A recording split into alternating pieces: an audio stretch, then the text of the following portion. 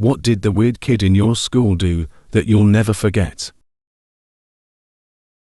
Guy in junior high had an unsightly amount of earwax and was obsessed with James Bond, who he claimed to be his uncle. He would loudly proclaim that James Bond will kick your ass to anyone who questioned his affiliation with James Bond, made fun of James Bond in any fashion, or denounced James Bond's skills.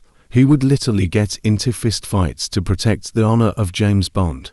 There was also a girl in my elementary school who never wore shoes and was known for her impressive farting skills. I'll never forget the day when our class was sitting on the library floors during a lecture by the librarian how to handle, read, fold a newspaper. The 90s were weird.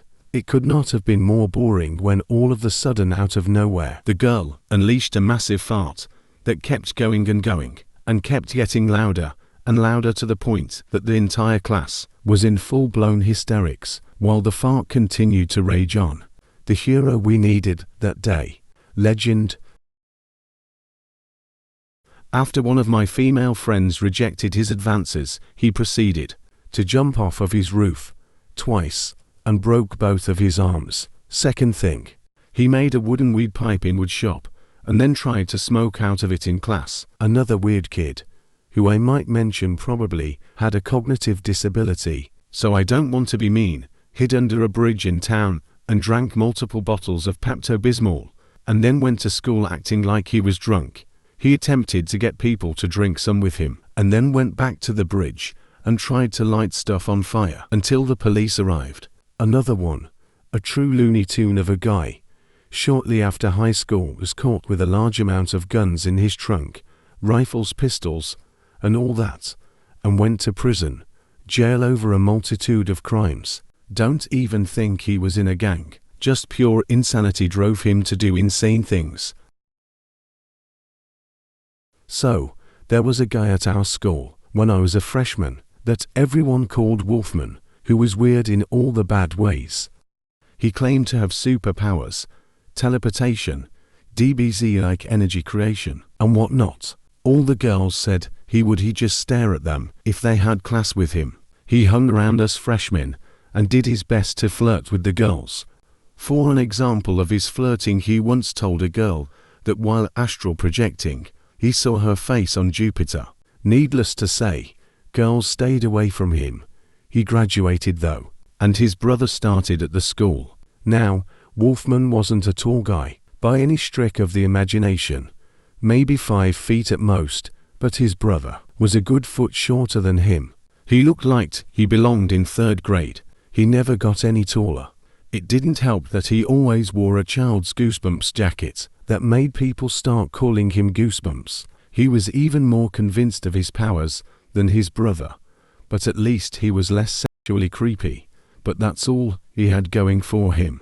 One memorable day, I was in math class, and he started shaking violently. People ignored him, so he started flapping his arms around, wondering if this was an actual seizure. The girl next to him put her hand on him and asked if he's okay. He growled back, "Take your hand off me. This power is too much to contain."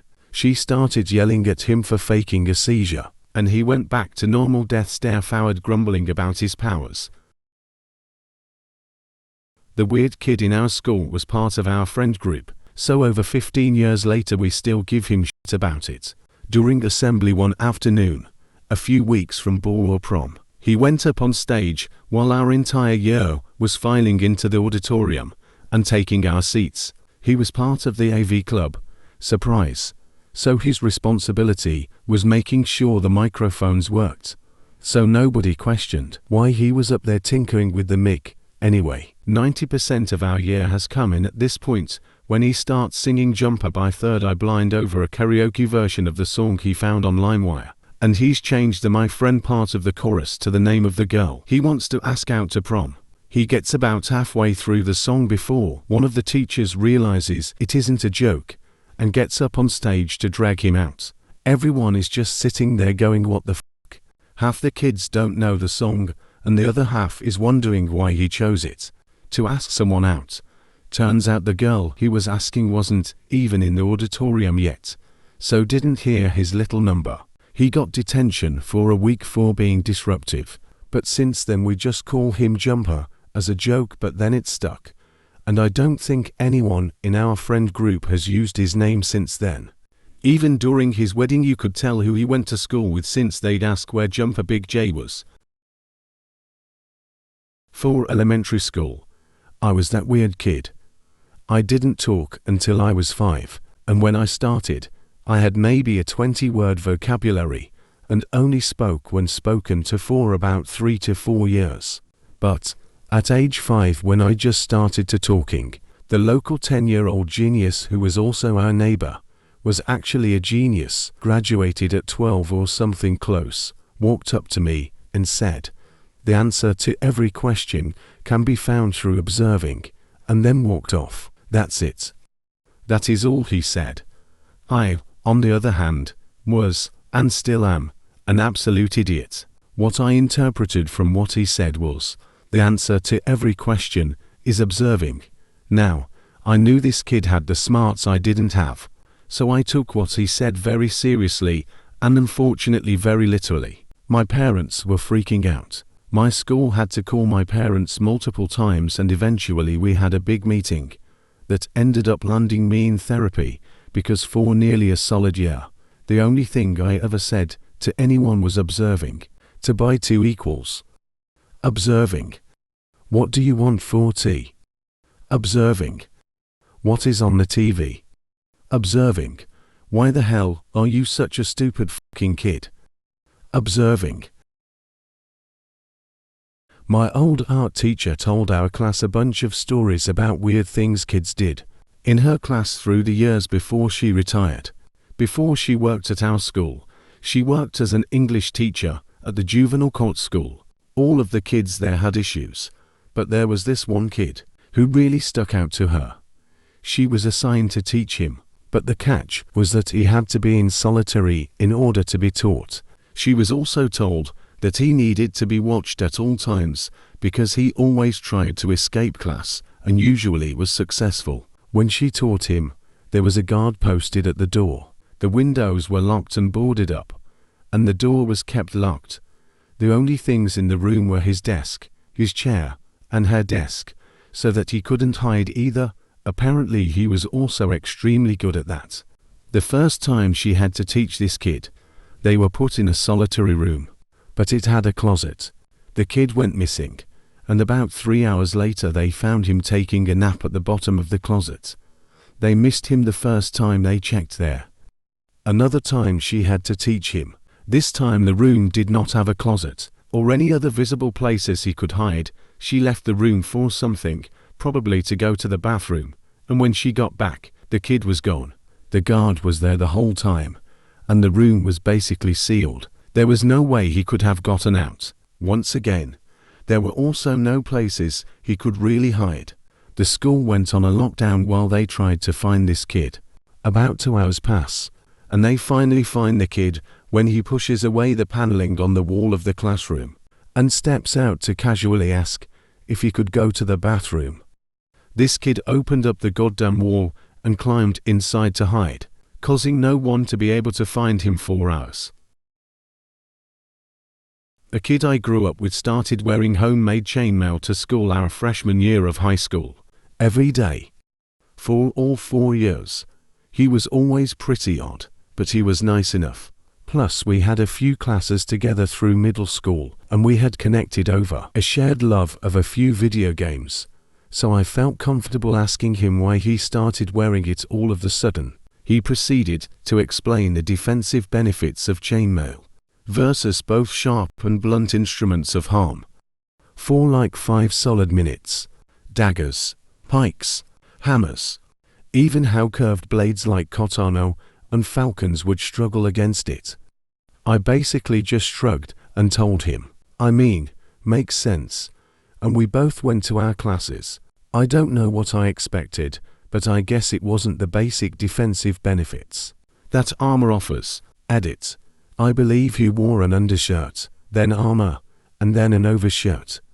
The armor was about 55 pounds, I think, and it had a full hood, widow's peak and all, and sleeves.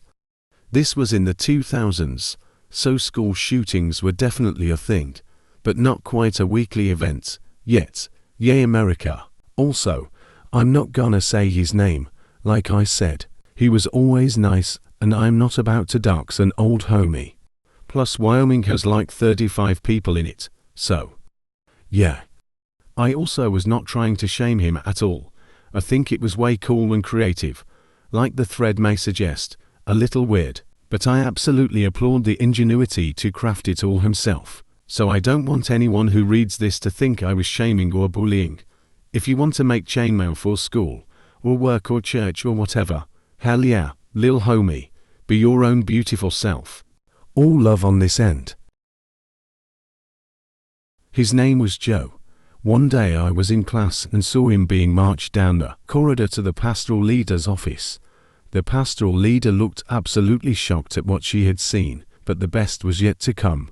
30 minutes earlier, Joe had gone to the toilet, and while he was there he had shit into his hands and placed his deposit inside the hand dryer. The next person to use it had shit splattered all over their hands. This wasn't even the worst part. Somehow, it was figured out that Joe had done this, and he was swiftly taken out of his class by the pastoral leader, who happened to be American, and taken to her office.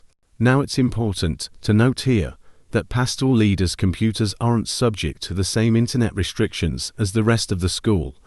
The pastoral leader left her office for whatever reason, leaving Joe alone in the office, and when she came back we heard this massive, "Oh my God," in her American accent. While she had been out of the room, Joe had used her computer to get onto porn, started masturbating, and ejaculated all over her keyboard. I wasn't one of the kids who actually saw it, but others responded to the shriek. I never saw Joe again after the end of that week. He gave me a present at Christmas, and I will never forget it. He was a big slow kid named Raymond. He was weird, smelled kind of funny, and had a gruff voice. Did a lot of weird things in class. He had a really hard time making friends, I think, for obvious reasons. This was 6th grade, and there was a lot of snickering. I don't think his family had much money. I thought he was kind though, and I tried to be nice to him as I didn't have many friends either. One day out of the blue he asks me if I liked cars. I told him I did. A few days later, he gives me a wad of wrapping paper and tape and tells me Merry Christmas. Inside were 2 Matchbox cars. They were not new cars, or even in the box.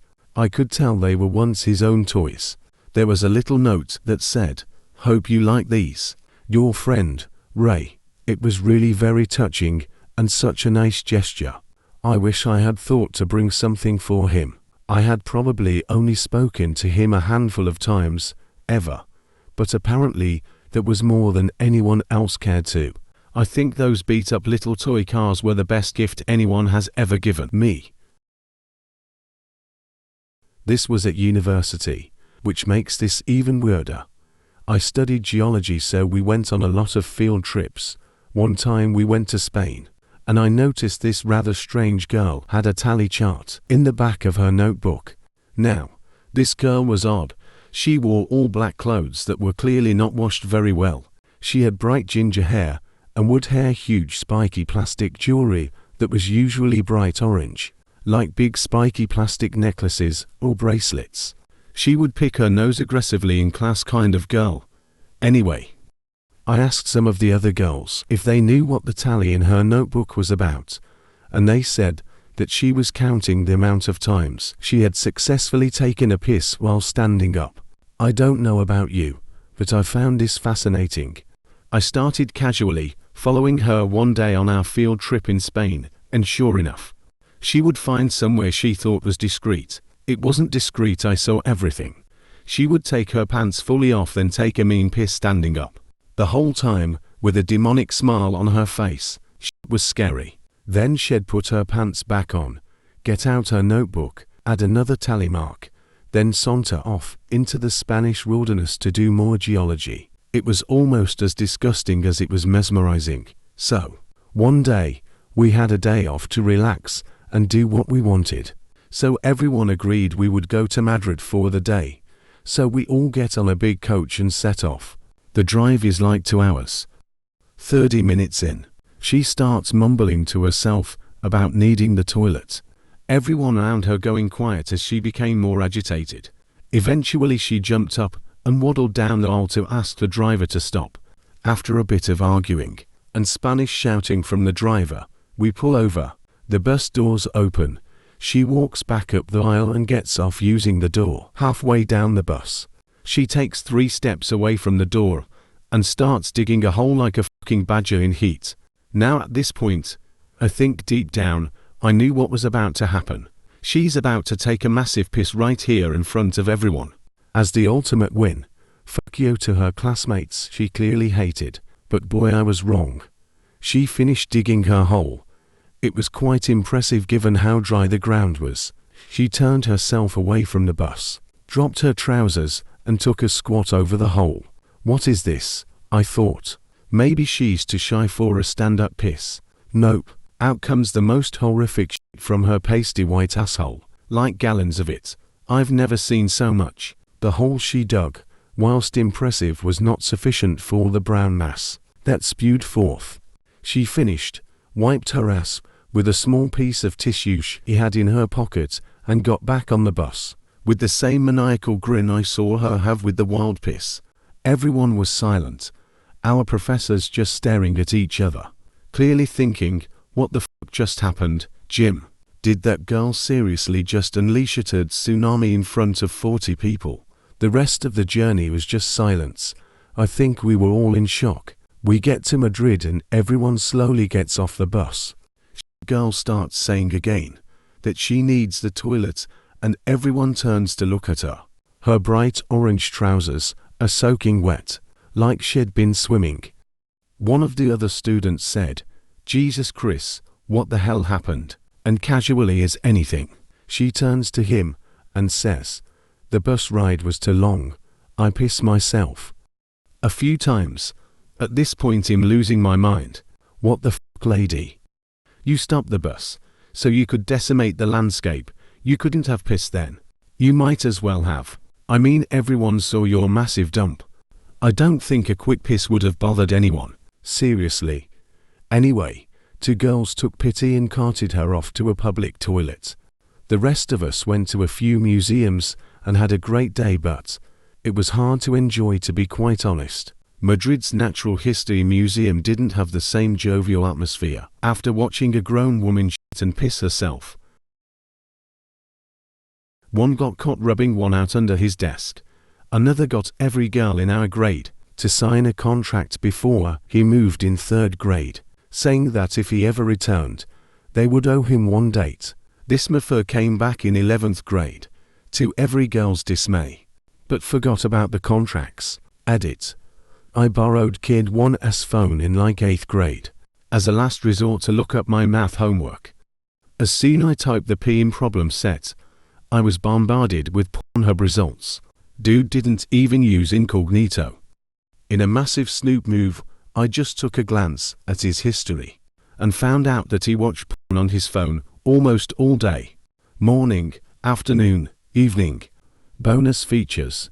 There was another kid who got in trouble for trying to start a fire in the toilet. Unsuccessfully, of course. The next week he brought supplies and actually did it. Got expelled right quick. 8th grade.